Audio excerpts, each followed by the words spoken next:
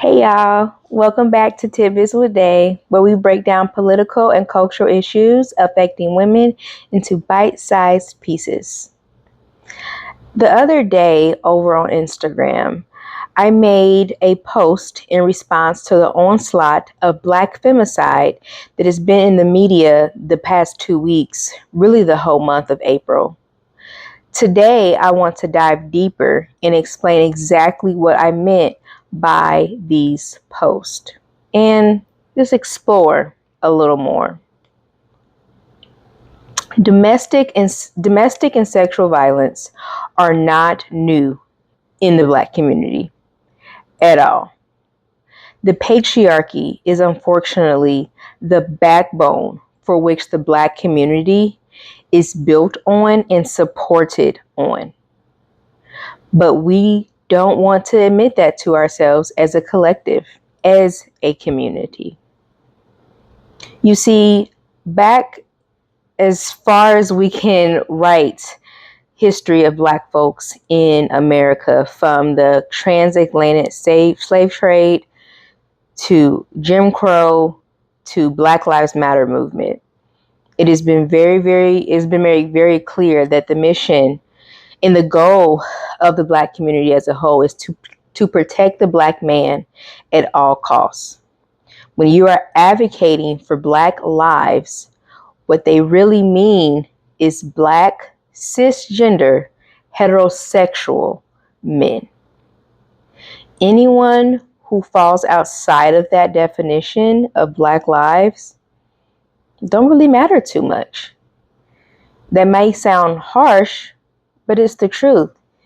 And we show it in our actions.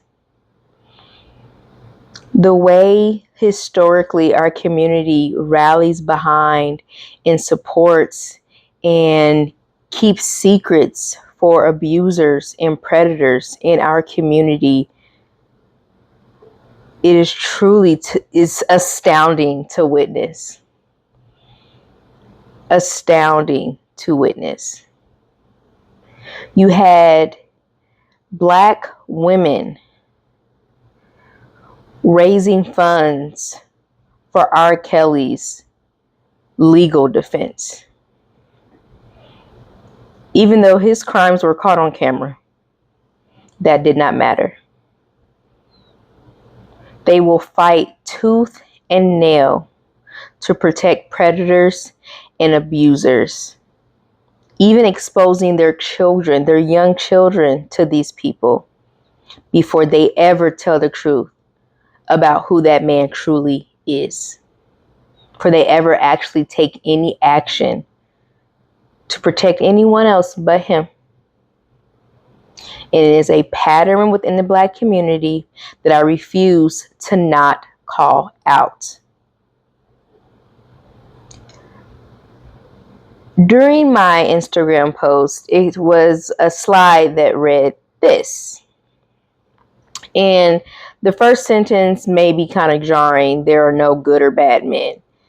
And you may be like, Deja, I know some good men and I know some bad men. And there is definitely a difference. The shocking part was on purpose. It was meant to bring you in.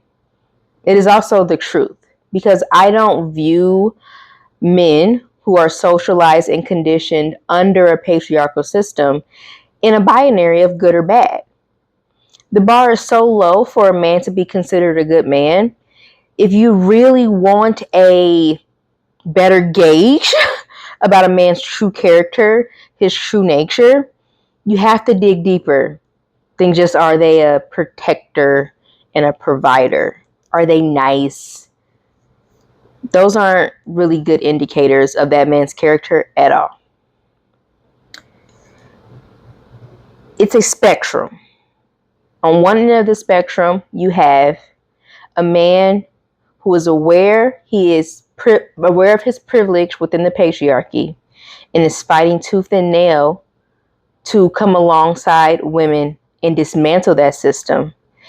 And you have men who are extremely violent, vile human beings who work just as hard to uphold the patriarchy, under any means necessary. And in the middle is where most men will lie. And so when you put it that way, you have to interrogate a man's actions more than just him being good to you or good to people around you. Is he taking the effort to help dismantle a system that oppresses and harms the women he claims to love and protect?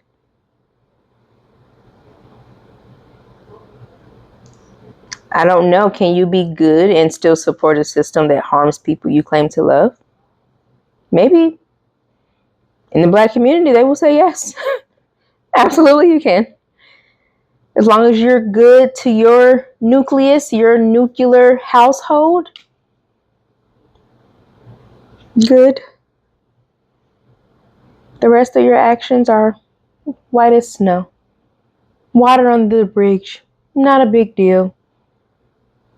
Not too deep. Another slide in my post, which I loved this slide, because first and foremost, I'm a church kid through and through, born and raised in the church, okay? Baptist, then Methodist. So I have seen some things, and so throughout my YouTube videos, you will see a play on Christian biblical scripture often, because again, I'm a church kid, very churchy. I love it. We'll get to that in a later video though. Choose ye this day, who will you serve, patriarchy or humanity? It was a play on Joshua 24:5. Well, the writer, Joshua, is asking, who will you serve?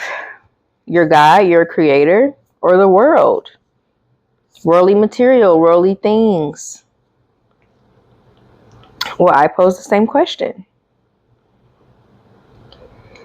Humanity and the system of patriarchy are directly at odds with each other. Human beings, our nature, and how we came to be, cannot survive or coexist safely and healthily and thrive under the patriarchy. And we see that every day with all of the endless wars started by male leaders. Most of the time because their egos were bruised, or they want some more money for them and their friends.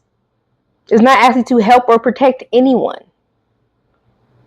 We see it all around us. Yet so many of us are so conditioned and brainwashed under this system of patriarchy that we will not name that, because it goes directly against what we were taught. And it causes this cognitive dissonance within us, and it makes us uncomfortable because we are told men are leaders. And men know what is best for humans. For the humans, men know what's best. Men have had centuries to do right by humankind, by human beings. And they have proven not up to the task. So how long will we keep pretending like that's true? Either you will uphold patriarchy and center the needs and the egos and the whims of men, or you will center everybody, all of humanity, and put them first, the collective first. That is the choice. You cannot say you care and love children and want children to thrive and live if you then turn around and uphold this system. They cannot coexist. And it will be the downfall of humanity if y'all insist that it does. The Black community as a collective has made it clear who the Black community serves. This, at the same time, we have all of this horrific black femicide in the news. We have black men on social media being defensive per usual. Then you have black women also being defensive about their rights to go to an abuser's concert. They're all sad and shocked and bewildered as to why all this violence towards women is happening. Yet they take their hard-earned coins to go support someone who is a known abuser. I'm not even naming names because it applies to so many. Don't even have to name names. It applies to so many of our black male entertainers. Just pick one. But you want me to believe you care about black women and children in our lives.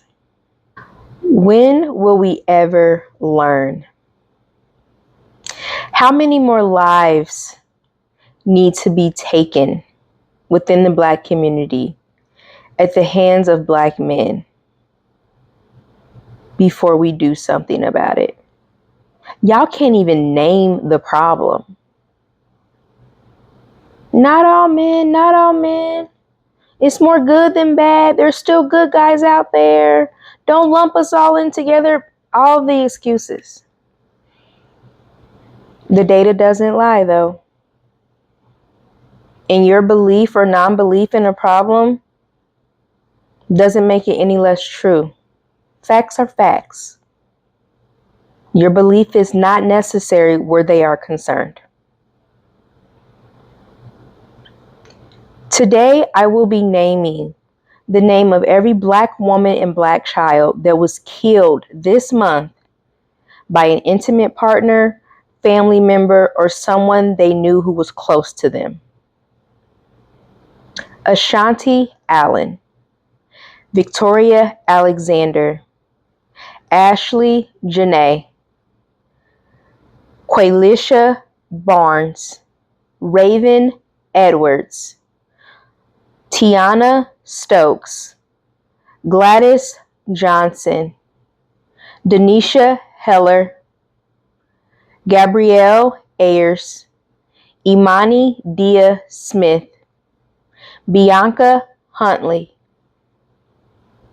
Dr. Serena Fairfax, Vice Mayor Nancy Mateer, and the 8 beautiful children who were just killed this past Sunday: Jayla, age 3, Shayla, 5, Kayla, 6, Layla, 7, Markaden, 10, Soraya, 11, Kidarion, 6, and Braylon, age 5.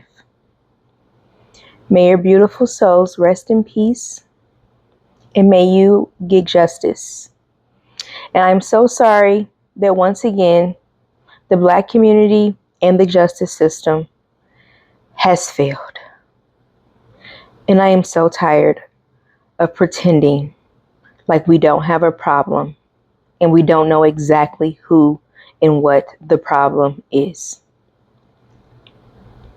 This month I've been filled with grief. Heavy, heavy grief. So I'll leave you with this, and I'm going to be blunt. Until the black community reckons with our historical alliance to the patriarchy in a real way, our community will never heal. We have more insidious forms of white supremacy to deal with within our community than just racism. Every white person in this country could disappear today. Every cop could be gone today. Every institution could be gone today that has harmed us. And we would still be screwed because we cannot let go of our allegiance to the patriarchy. We will continue to lose women and children until there will be no one left. And I have a feeling a lot of you are okay with that.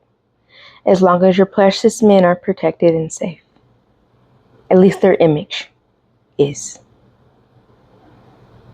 Thank you, everyone who have made it to the end. If you haven't already, like, share, subscribe. Subscribe if you haven't already. And as always, friends, it is a must. Stay curious.